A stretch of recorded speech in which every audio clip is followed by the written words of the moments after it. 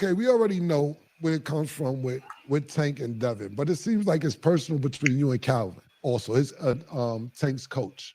Is it?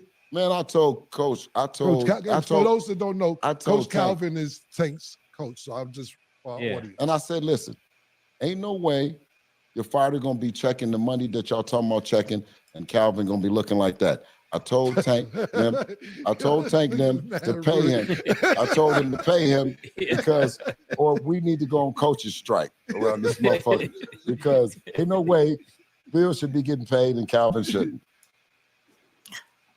Today, we're going to talk about a couple of things on the show, and it's directly correlated to the sport of boxing and three of the things that people are choosing to overlook. And, you know, what we're here to do is make sure that there's clarity around how you got to go about this thing, because when it's all said and done, Bill Haney's just having a discussion with Mace and Cameron on the show. And here's the deal. When it comes down to these boxers and these athletes and anybody in any industry, the reality is this. I focus on consulting every single day with people and making sure that they make the right choices for their career. When you get an opportunity to get into a position, and today, earlier, I had a conversation with a lot of you guys who are on my page. The reality is these things happen in the sport of boxing when these trainers are working with these athletes, and the athletes feel that they don't need to pay these guys because they have not really understood what's next. So I'm going to break down exactly how the trainers can deal with this and how it benefits the actual athlete as well. So listen to Bill Haney and Mace and Cameron as they discuss this. This will last about another 35, 45 seconds. So be patient, enjoy, and let me know exactly where it is you're watching from today. Calvin Let's go. need to thank Bill for mentioning this shit. So, Yeah, so you saying Calvin ain't getting paid? Yo, he said ain't no reason Calvin should be looking the way he's looking if they making all this money. Now that's the thing. They talk all that money talk. Can't be one nigga looking good and the rest of the crew as you getting thoroughbred money. You know what I'm Say talking that about? again. Yeah. So if you guys fought each other, meaning Tank and Devin. All right. And so there you go. This is what's happening. I've spoken about it as of late. I've spoken about it on a multitude of times. And a lot of you guys who are from the outside of boxing, you don't really know what's popping, then you don't know. But this is something that's happening. You see all of these high profile athletes. But then again, you start to see these trainers, they look like they are kind of struggling. They are not really living that life like the athlete. You see the athletes all over all of these different social media platforms. You see them talking to all of the A-list individuals who are doing podcasts like myself. And then you see all of these scenarios where the trainer is constantly trailing the fighter. And one of the main reasons this is because trainers for a long time wanted to belong and wanted to share the knowledge that they had and bring asset to the athlete. But what's happened over the course of time is that the trainers, I mean, the fighters have gotten so much attention, and it's comes across as if that the athlete is the supreme being in that camp, and he's pretty much the individual who's going out doing the labor. The trainer is the one that conducts the scenarios, but it's kind of being misconstrued for the athlete. And it's just like in college, the coaches are the most popular people. You can name all of the top coaches that's been from the Bobby Bowdens to the Deion Sanders, all of these popular coaches, you know, Coach Saban. You can name all of these coaches and see in college, they're the ones, they are the brand. And the athletes, keep your helmet on. The athletes, go sit on the bench. You're the sixth man today. But in the professional rankings, the pros are making more money than the college coaches. So the pro athletes are making more money than the professional coaches.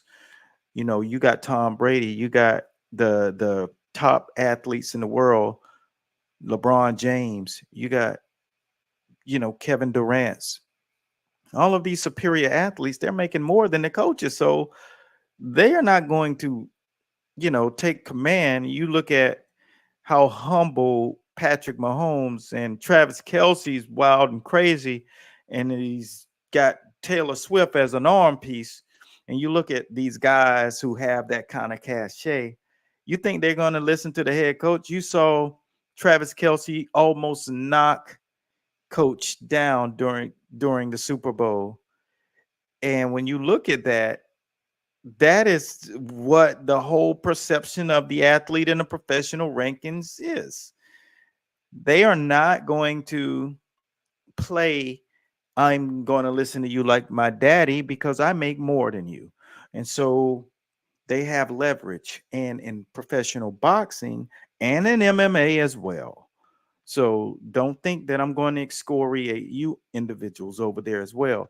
If you're an athlete and you have a coach who's sacrificing, and you're never going to be happy with him, but you have to learn and see how he's compounded the direction and growth of you over the course of time. No one appreciates their mom or dad until they're out on their own and they have to come back home and get some money, come back home and get some advice, come back home and maybe stay again. This is where we are. So how do you fix that? These coaches, you have to make sure you have representation the same way that these athletes do, so that you could realize two is better than one in any situations, except if you're getting jumped on. You gotta realize how to approach the operative, and that is growth as a team, as a unit. Not one man get all the bacon and eggs and everybody else gets the scraps, the shells of the egg. That's not how it works. You have to really get to a place where you realize how to make this thing work like Floyd did. And I talk about people who have done it right. Muhammad Ali, he did it right. Manny Pacquiao, he did it right. Sugar Shane Mosley, he did it right. Sugar Ray Leonard, he did it right. Not perfect, but they did it right. They had a team that they could rely on in the real part of their career when they were active fighters fighting real fights, not putting on kind of like try to survive my career kind of stuff. But during their careers, you could count on it. This is what you have to realize. And now you're at a place where these athletes have gotten to a place that, oh, well, I can do this on my own, because that's what you think. Because coaches, I want you all to know, I'm going to be honest with you. Your athletes are reaching out to me. All of these athletes, world-class athletes, and you don't have to worry about a damn thing, because I'm 1000% out of this game. The only thing I'm doing is representing the coaches and directing the fighters. So you don't have to worry about me jumping in, and I get offers all the time. And I got screenshots and I got conversations and I got no. I'm not tempted. And you have to know that. So you just have to be careful. And I'm going to show you, once you start to build upon what you're doing, you have to realize that you have to create a safe haven for yourself as well. And that I advise our coaches today to build your own brand, because if you don't, what's going to happen is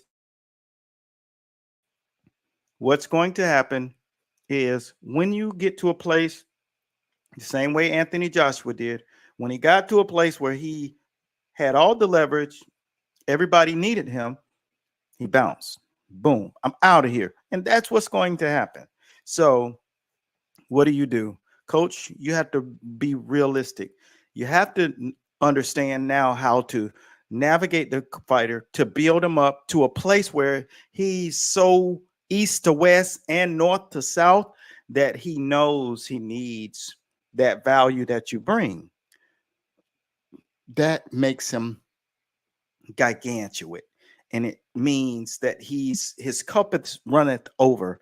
And this is what we have to pay close attention to. This segment was basically about, coaches, the benefits and pros and cons of having the wherewithal to have a relationship with your fighter where you're actually bringing value outside of that spectacle of in the gym, doing pads, coaching them up.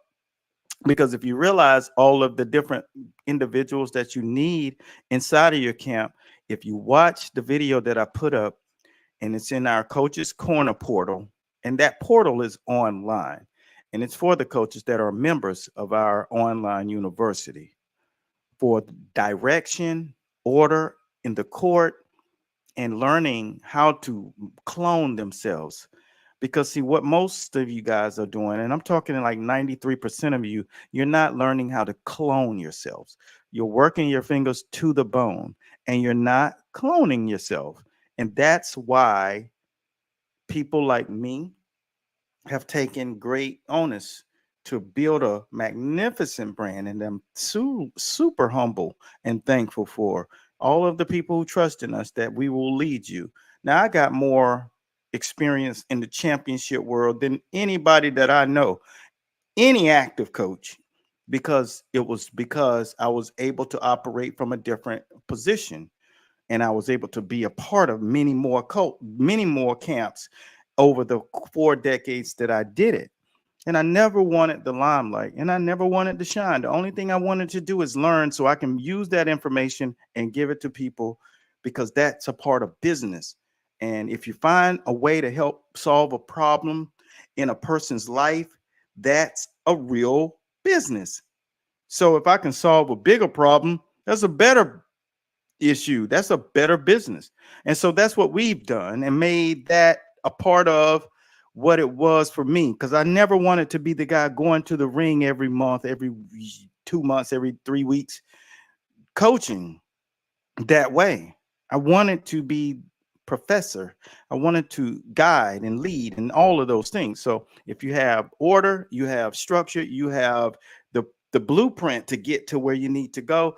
I do the politics of boxing. I understand the business of boxing. I deal with all of the people who are in the positions of boxing to make decisions, from the world's best referees to the top of the sanctioning bodies, the presidents, and to the people who are in the industry of the media. So all of those different assets, and I have created a media vein that streams to over 20 million people every single month without fail. That's power. That's leverage. And coaches should have that same ability. And if you have that same ability and that's what you bring to your fighter, this is the importance of that. So the next segment, what we're going to do is get into the importance of an athlete building his brand to a place that takes him much, much further. And Chael Sonnen spoke specifically to this, and I'd like to share this with you. And some of you know Chael from ESPN, UFC, and some of you, this may be your first time seeing him, but Chael is as popular as Joe Rogan and many other of the world's best combat athletes. And look, when I break this down and let him tell you why it's important for athletes to start really paying close attention to their popular and personal brands, this is why. Take a listen. This is about 3 minutes. Be patient and let us know exactly where is it that you're watching from today. Check it out. Zingano has a commodity, which is the performance. That is the same monetizable commodity that all of the other interchangeable mediocrities within this industry possess. They got one way to entertain you. They got one way to make money, which they're going to do 3 times a year, which is to go in and throw punches and kicks at one another and have punches and kicks thrown back at them. And for the life of them, no matter how many times they knock somebody else down or how many times they fall down themselves, they cannot understand why they can't sell out an arena. Why they can't get on Sports Center. They can't understand why they can't get pay-per-view points. They just can't understand the business side of it. They can't understand why sponsors aren't coming in. They can't understand why their line at the county fair isn't looped around the corner for autographs. They just don't understand it. And then the few guys that do, the few guys that move the needle, who matter, keep the industry, keep the lights on for everybody else, have other ways to entertain you besides the performance. There's your difference right there. There's your difference. It's not about making Olympic teams. It's not about winning Abu Dhabi. It's not about who came through King of the Cage and Gladiator Challenge. The guys that stand out and that get remembered didn't have more power. They didn't have more speed. They didn't have a better manager. They didn't have flashier hair and different sunglasses. They had an ability to entertain you and they had a commodity that they could monetize aside from the performance itself. Okay. It's important that you understand this concept because Muhammad Ali did. He's the one that started it. Floyd Mayweather did, but he didn't understand it early in his career. Money Mayweather understood it early in his career, but Pretty Boy Floyd didn't. He recognized it, but he didn't. Conor McGregor did. Just to share with you, okay? There's a meaningful difference because Tyson Fury goes into that same category. Tyson Fury one day looks at himself in the mirror and says, hey, you know what? For the $50 that my fans are giving me, my fans around the world are pitching in to see me throwing punches at somebody is not enough. I owe them more. For the time that it takes to set up the cameras and bring in the crew, to do a press conference, to do a weigh-in, to do a stare down, to do a media tour, me answering yes and no questions, or me telling them I'm going to do my talking in the ring, or that I've got a great game plan, or my footwork, or my reach, or my height advantage, or anything else that has been made up in this industry because it's so damn boring, isn't enough.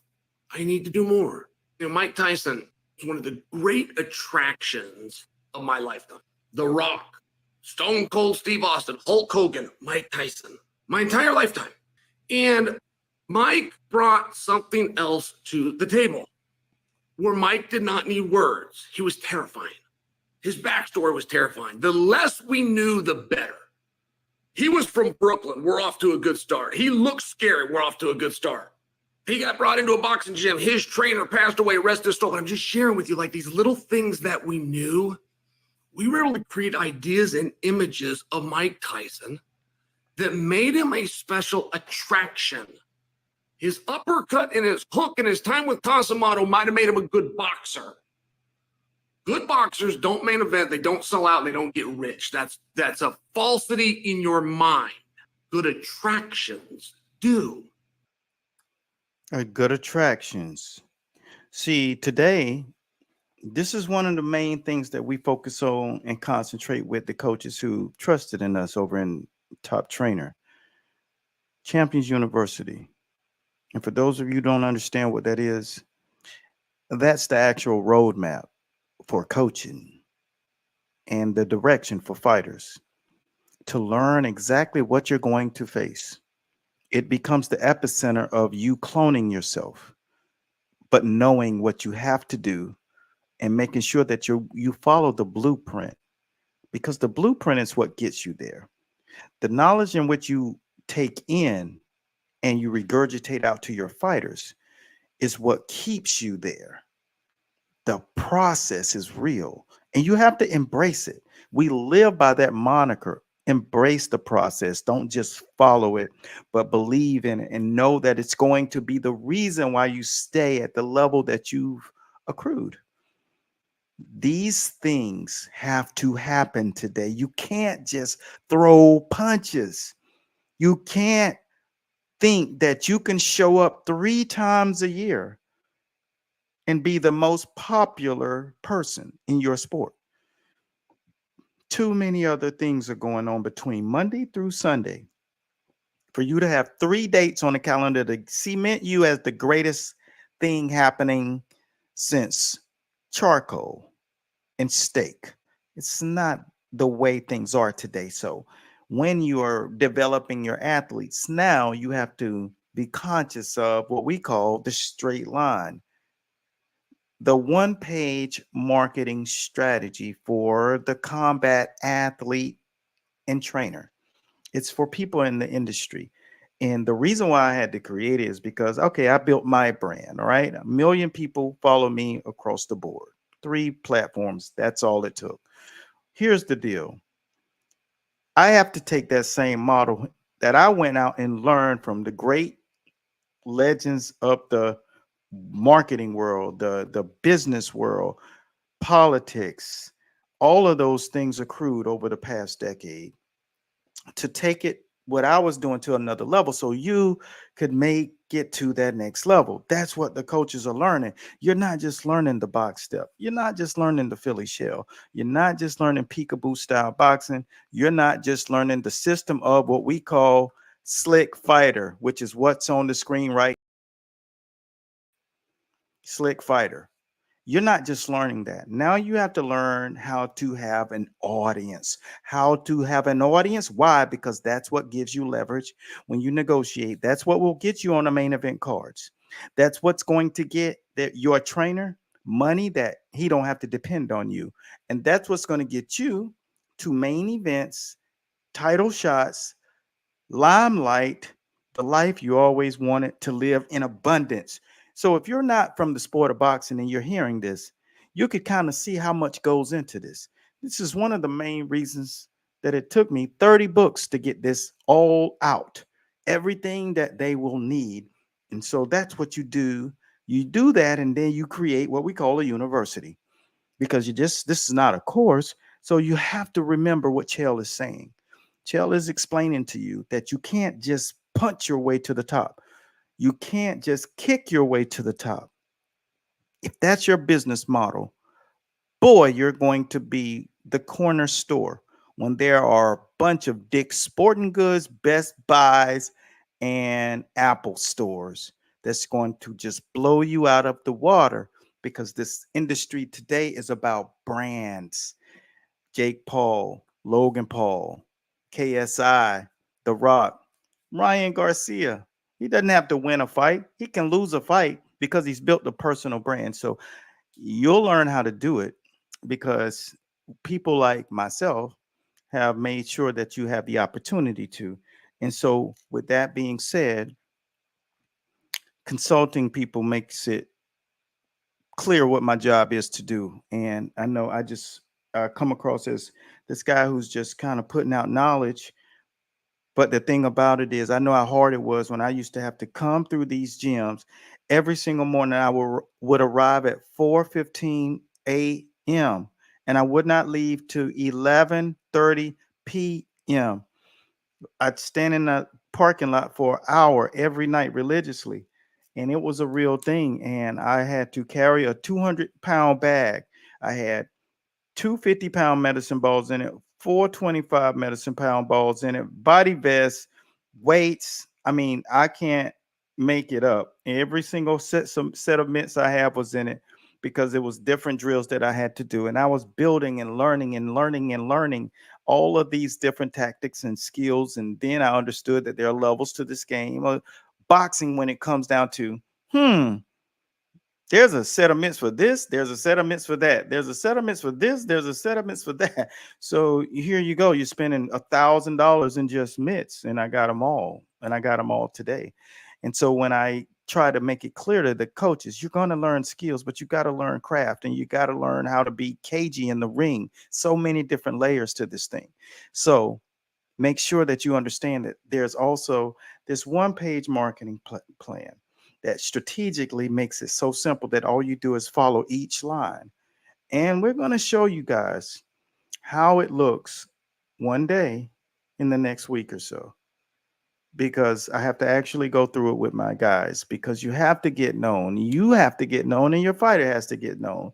Chael just made it very clear. Tyson Fury knew that it takes antics. And speaking of antics, the next conversation is going to be directly from Bill Haney, making a clear motive about knowing how slick and clever Ryan Garcia is. And a lot of you guys have fighters right now, opposition sometimes, and you're thinking, oh, those guys aren't ready for us. Let it be known, there are levels to this game. And I got to see it from the deepest and depths of the sporting game. My first fights going into were world championship fights, and it was difficult and it was hard. And I would be lying if I was to say that being a part of this was nothing. It was tough. It was hard. It was constant. It was pressure. But pressure either bursts pipes or builds and creates diamonds. Not only a diamond, but Princess cut. Because I ate it, I walked that walk, and I talked that talk, and I'm able to write every single moment down and put them in those books that I allow you guys to purchase on our website. That's boxing from the inside out. So here is Bill Haney. It's not boxing, because you can't play boxing. It's not Right. play basketball, you play football. But with boxing, I mean, that guy Matias that you're talking about, he didn't kill the man in the ring. You know that, right? Mhm. Yeah. So you know what I mean? This ain't no play shit. Right. We got Brian Garcia, who has a dangerous left hook. You know what I mean? He's a 15-time amateur national champion. And one thing that I say about him, he's a fighter posing as a TikToker, not a TikToker posing as a fighter. But we take him very serious. And if for 1 minute you think that he's a TikToker and you prepare for a TikToker, you're gonna fuck around and run into that left hand. And he's right. See, everybody thinks Ryan Garcia is distracted, but I posted last week that Ryan Garcia has already created his regimen. Now, is he living the complete life that he should be living? Absolutely not, but he's young enough to get away with it for now. But once you get into the ring with those guys who are at a higher level, and those guys also have attributes, they also have this superpower, then what you're going to find in the sport of boxing, just like many years ago, I was able to do some work and see up close what a world champion looks like. A man who knocked out Lennox Lewis. I saw him up close and in person. And the first thing that I did when I saw Oliver McCall hands is I looked at his knuckles, and his knuckles were built different. His bones were different. They were just, everything was different. There was like this gargantuan thing that was he possessed from the wrist down, and he didn't have front teeth. He just didn't give a shit. And when I seen him, also, because usually when you see a guy who has this look of a bear, he's not as smart. That's what you would assume. But you must remember, Oliver McCall was in the same camps with Custy Amato that Tyson was, because he was his chief sparring partner. And he was the only guy that could survive and stay in the ring and bang with Tyson. And believe me, that's a bang fest, because this dude knocked Lennox Lewis unconscious with one shot. And when I got to see him up close, I understood why. I looked directly at him. So the two fighters that knocked out Lennox Lewis, I got to work with in camps. And when I seen this guy and I looked at the width of his knuckles, and they look like the knees on elephants, as I call it, the elephant knee knuckle effect. And the fore part of his fingers, they were just huge, uncommonly huge. I know large people. I'm from the country. I know large people, but there are different levels of large. They're just assets. And this dude, he swung the slip ball when we were doing these peekaboo drills. And before, most people only did the peekaboo drills with head movements, pop, pop, pop, and you might throw a shot. It really wasn't a common thing. It was more defensively set. But then he had the mitts set. He said, hold the mitts right here. So he was pop, pop, pop, pop, pop, pop. So he was showing a whole different side. No one's ever recorded this until I did. I recorded the sections because I knew that if you added that element, it would heighten a different part of your hippocampus. That frontal cortex can only record so much data. So I had to make it a part of the program. So a lot of people who bought the Peekaboo, I think we've sold, I don't know, 10,000 copies of our Peekaboo. And then we got Peekaboo 2 as well, because this is a different level of punching. This shows that drill where you use the slip ball, but also implement different techniques and tactics. And this kid was a monster, and he was brilliant. And he just did not look the part. No teeth, hands like gorillas, didn't have quite the speech, but he was a monster. And now I understood exactly what a world champion looks like. When you got an opportunity to be in camp and you sitting there breaking bread, we eating at this place called Mayflower. He's across the table. He got character. He just understands everything that boxing will give you. It'll eventually transfer into who you are in real life. And he just would go into a place, the barbershop. He went into the place and just dazzle people. He went into the restaurant, dazzle people, the grocery store, dazzle people. it was amazing how boxing transfers. It builds you up. It gives you these opportunities to develop these characters. And then all of a sudden, it transfers into your life. And then you're just this person that people want to just be around you. I know my coach was just that person. There would be 150 people just standing around him, hearing the stories that he would tell. And I just said, that's a seriously amazing person. But that's what happens when you fighters understand how to develop your character to bring it to the event. Because as you heard Chell say, you have to develop that person, that persona. And you have the opportunity to now. You didn't have the opportunity back in the 90s, in the early 2000s. You didn't have the opportunity. There is absolutely no reason that you can't fill a 5,000 seat arena and make $500,000 for your promoter. The managers, they can split that money and multiply and build you as a brand. You can do that now. That's available to you because right now someone's trying to promote a fight and you can get 5,000 people to say, I want to come see it or I want to buy the pay-per-view. It's not hard. And you learn how to do it on that scale, you'll damn sure be able to fill up a 20,000 square foot arena. They'll be pulling you over to Saudi Arabia. They'll be bringing you back out to Vegas because Vegas is going to need the smoke because Saudi is pulling all of that energy out to their rest. So now it's the opportunity to get it back to where it's supposed to be. The homeland, the West Side. Get it to Miami. We want all the smoke. But no matter what it is, get it. Turn it on. Learn how to do these things. If you don't know how to do it, make sure you holler at us. DM us. Hey, I need to know that. I need that smoke. I need that recipe. Because this is what it's all about. It's the main reason I got 1 million followers and I ain't throwing no hands in the ring. I ain't coaching nobody that's throwing hands in the ring. I'm coaching the coaches. I'm teaching them. I'm a professor. I write the books. I done the work 4 decades. That's what it took me in 134 years between me and the people who taught me. So you got a credible source. So there's no excuse. All you got to do is turn the camera on and get it popping until you feel it, until it's right. You feel me? Now, the last but not least is the importance of knowing when you get into this level, you're going to fight different levels of fighters. So when you start to get to that level, the fighters get better.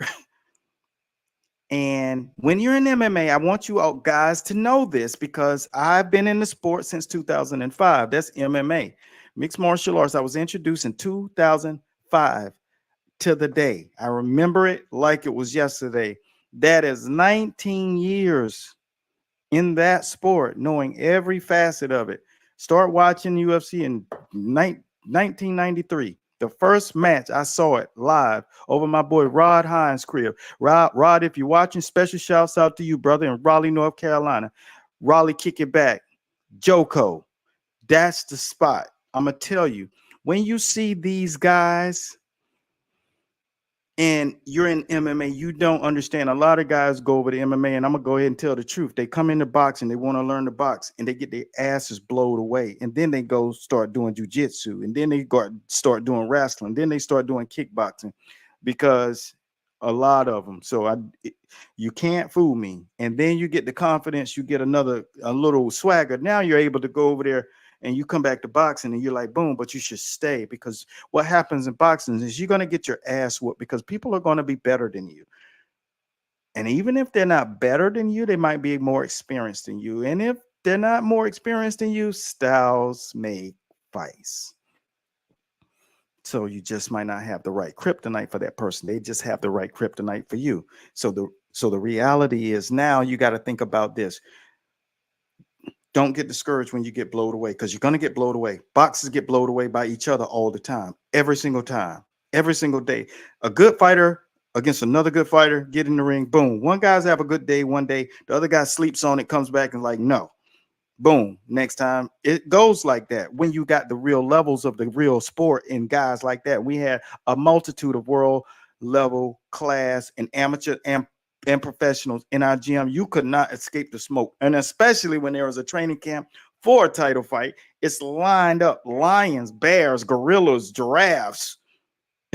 You couldn't escape the smoke. So this is where we're trying to bring you guys up to speed and up to par, is that this thing is real.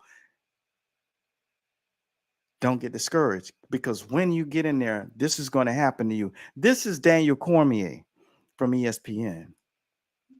Going into Francis's fight with Tyson Fury was the fear that this would happen. But Tyson Fury wasn't able to fight Francis as effectively, so it turned into a very close fight, which led to the fight that we got tonight between Francis and Anthony Joshua. Anthony Joshua has been a guy that at times, while he looks like an absolute killer, he can be a bit slow in starting. Not tonight. He went at Francis Ngannou as if he didn't respect him or his ability to be in the ring with him tonight. And that's just my honest opinion. He approached this fight like he was in there with a guy that was 0-1. He's not the most aggressive guy. But tonight, he was much more aggressive. His posture, his punches had more snap. His intent and intensity on his shots were much more meaningful. And if Anthony Joshua can fight like this every time, he would be exactly what people expected him to be all that time in his career after the Olympic Games and all those other great events and fights that he competed in. But after the fight with Ruiz, was a little bit more cautious in his approach, which in turn has not allowed for him to build the following that you expect from a guy like Anthony Joshua. But this fight tonight goes a long way in advancing him, I think. Now, many people will say, well, he's supposed to beat Francis. We as MMA fans cannot take it back now. I said I thought Francis Ngannou was going to win this fight in 4. But I thought I was going to see the same Anthony Joshua that fights some of these boxers a little bit more cautiously. I did not expect the guy that showed up in the ring tonight. The guy that showed up in the ring tonight, I mean, he was looking for blood. And that's what you'll find in boxing. And you can't escape it. And it doesn't matter if your name is Shakur Stevens. It doesn't matter if your name is Devin Haney. It does not matter if your name is Terrence Crawford.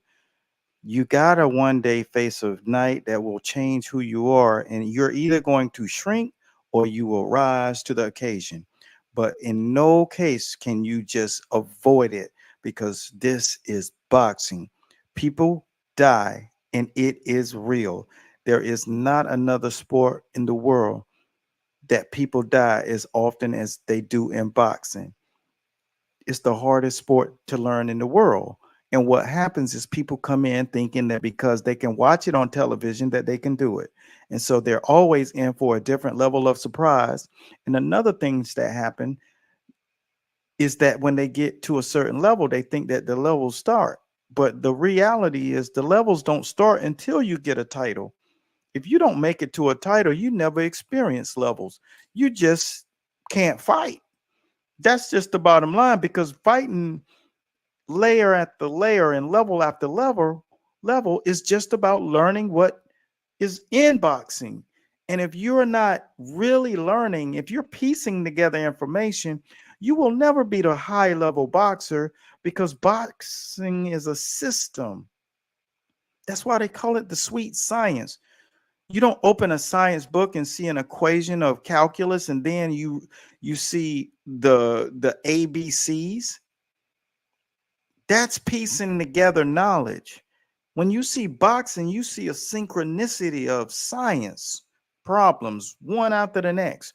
One problem, if you find a skill, you got to know the when, why, and why nots to use it. So a lot of people, what you see them doing is they're picking up people's skills and they don't know anything. They just want to do it so they look cool. But you will have to pay the piper, because people like myself who are professors, and I am, and I've earned my status a long time ago, can see every little thing that you do, but you don't understand what you're doing. And when you come into boxing, it is not MMA. And it definitely isn't football. Boxing baptizes you by fire. And not in any other sport in the world has as many people died, has than have been in boxing. And there is a reason why. Because people think that, oh, I can do boxing because I see boxing. But when you're inside of the ring, the angles change. That's why you got to learn it the right way. So hopefully you guys enjoyed this compilation that we put together, because this is the framework and this is the format that we were going to bring to you on a regular basis. Each week you'll get an opportunity to learn more. And for those of you who are in that position where you got to ask more questions, schedule your call right there on jabjuice.com, asking questions about things that deal with the formula of business, your personal development, your growth and prosperity. All right. So this game is so serious. We just want you all to understand that one step at a time, take it off a bite at a time, and grow over the course of time, because this is boxing. It's a science, and don't take it light, because you don't play boxing. That's all I got. Continue blessings to all of you guys, and we'll see you on Thursday when we pop it in and come on with the fight show. Think bigger, and hope you guys continue to watch, and we got you covered. Continue to follow for more. Special shouts out to all my brothers in Top Training U, the School of Boxing, aka Champions University, is in the house. Peace out, guys. One.